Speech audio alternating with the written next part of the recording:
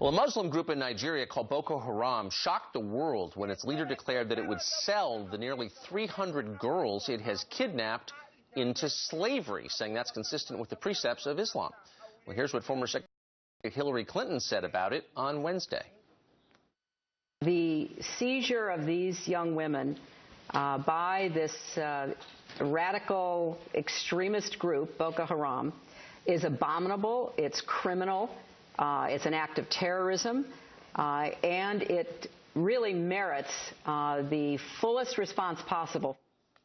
An act of terrorism, she says now, and yet for 2 years as leader of the State Department, Hillary Clinton fought to keep that very group from being labeled a terrorist organization. Why is that? Well, joining us, the man who broke this story, in addition to a bunch of other stories in the last couple of weeks, Daily Beast senior correspondent Josh Rogin joins us from Washington. Josh, good morning. Good morning. So, kind of an amazing story you have here, that Hillary Clinton fought her own CIA over designated Boko Haram a terrorist organization. Why would she do that?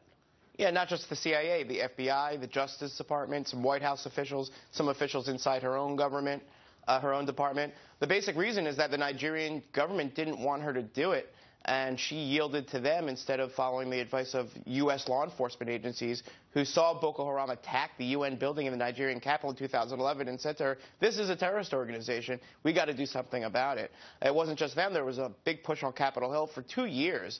General Carter Ham, the head of Africa Command, said, we got to do this. We need the tools and authorities that this designation gives us to go after this group, and she didn't want to do it. So now she's very clear that Boko Haram is a group of terrorists, but a lot of people are arguing that they've been terrorists for quite a long time. And this designation is not a small thing. Here's a State Department official you quote in your piece. He says, quote, the one thing she could have done, the one tool she had at her disposal she didn't use, and nobody can say she wasn't urged to do it. It is gross hypocrisy. Yeah, so the idea here is that everybody has a different role in fighting terrorism. State Department, they do some things. This is one thing that they could do. And why didn't she do it? Well, they say it would help. It would have helped the group's recruiting. It would have given them more stature. They would have gotten worse. Well, all those things happened anyway. All of the things that they were trying to prevent actually happened. So all we did was lose 2 years of scrutiny and the ability to monitor and disrupt these groups, and it didn't actually stop them from becoming worse terrorists. What's so poignant here is that this is not the first time Boko Haram has killed people, has kidnapped girls. I mean, this has been going on for some time, and Hillary Clinton posits herself as the defender of the world's women. So it's a little odd. She must have known that they had a history of this kind of behavior, no?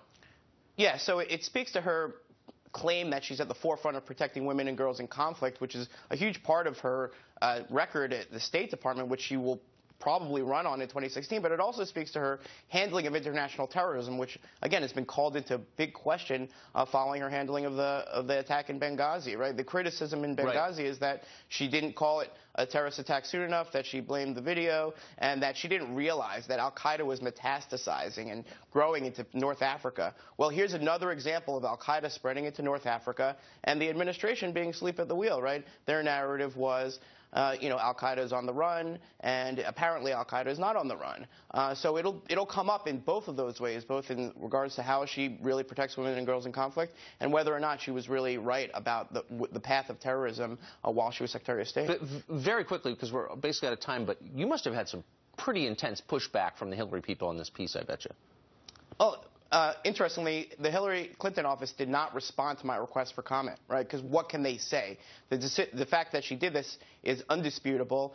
She hasn't come up with a justification. If she runs, you can be sure that the calls for her to explain herself will continue, and she's not going to be able to remain silent on this issue forever. Really interesting. Interesting. Josh Rogin, thanks for joining us this morning. Great piece. Anytime.